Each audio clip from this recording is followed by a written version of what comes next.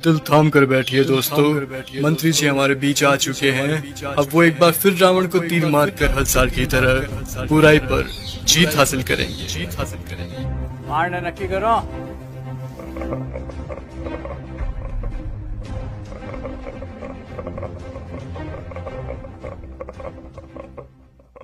तू मारेगा मुझे? तुम सब यहाँ मुझे मारने इकट्ठा हुए हो? अरे तुम्हारा खुद का कोई ईमान धर्म नहीं है, तुम मारोगे मुझे? और एक बात बता, पिछले साल तो कोई और आया था मारने मुझे, इस बार वो नहीं आया? वो लाल साल वादा पूरा को नहीं करिया सा तो हम की मैं आया हूँ सा। तुम सब अंदर से एक जैसे के जैसे हो। ठीक भीड़ इकट्ठी हुई है मुझे मारने के लिए आज। मैं माता सीता को लेकर गया था, इसीलिए मारने के लिए इकट्ठे हुए ना तुम सब आज। हाँ, मैं मानता हूं मेरी गलती, लेकिन माता सीता को किसी कारागृह में नहीं, सबसे उत्तम वाटिका थी उसमें रखा था मैंने। और हाथ लगाना तो दूर, गलत नजर से देखा तक नहीं था मैंने माता सीता को। और तुम्हारे यहाँ छोटी छोटी बच्चियों को दरिंदे उठाकर लेकर चले जाते हैं, उनके साथ रेप करते हैं।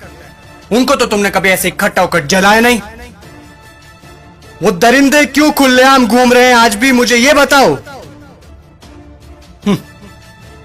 आए हैं मुझे जलाने। अब चोटे तू बता, मैं तो सभी वेद और ग्रंथों का ज्ञाता हूं। तूने कौन सी वेद ग्रंथ या पुस्तक पढ़ी है, मुझे ये बता। पांचवी फेल मेरे समक्ष बोलेगा तू? चुपचाप खड़ा रह तू। देख, मुझे ना केवल संगीत का शौक है, बल्कि सभी रागों का, सुरों का और वाद्य यंत्रों का ज्ञान भी है। तुझे क्या ज्ञान है वाद्य यंत्रों के बारे में? ये मारने आया है मुझे। अब तुम लोग सुनो, मेरे जैसा महादेव का भक्त ना तो कोई हुआ है, ना मेरे जैसे महादेव की भक्ति किसी ने की है। और तुम लोग, तुम्हारा भी कोई जमीर नहीं है। भगवान पलटते समय नहीं लेते तुम। काम हुआ तो ठीक, तो चलो महादेव के पास, हुए तो चलो महादेव के, नहीं हुए तो चलो इस बार बालाजी के चलते हैं। क्या हुआ? गुस्सा आ रहा है मेरे ऊपर? तुम लोग मेरे बारे में क्या सोचते हो मुझे कुछ फर्क नहीं पड़ता, लेकिन एक बात कान खोल के सुन लो, मैं चाहे कैसा भी हूं, लेकिन तुम्हारे इस मंत्री जैसा कदापि नहीं हूं मैं। मेरे राजपाट में जनता प्रसन्न रहती थी, खुश रखता था मैं उन्हें। इसकी तरह पटाखों की चोरी कभी नहीं की मैंने। बोलूं, बता दूं सभी को, ये दुष्ट, ये तुम्हारा मंत्री दुष्ट एक नंबर का, ये कागजों में लिखता है कि रावण दहन के लिए 50 पेटी पटाखों के लगे, और लगा था 5 भी नहीं है। ये सब इसके घर पे जा रहे हैं। और तुम लोग क्या कहते हो? बुराई पर अच्छाई की जीत। कहां हुई बुराई पर अच्छाई की जीत? जब तक तुम्हारे मन में चोरी, गद्दारी, लालच, वासना, द्वेष, अहंकार जैसी भावनाएं जीवित है, बुराई कैसे मरेगी? बुराई मर ही नहीं सकती।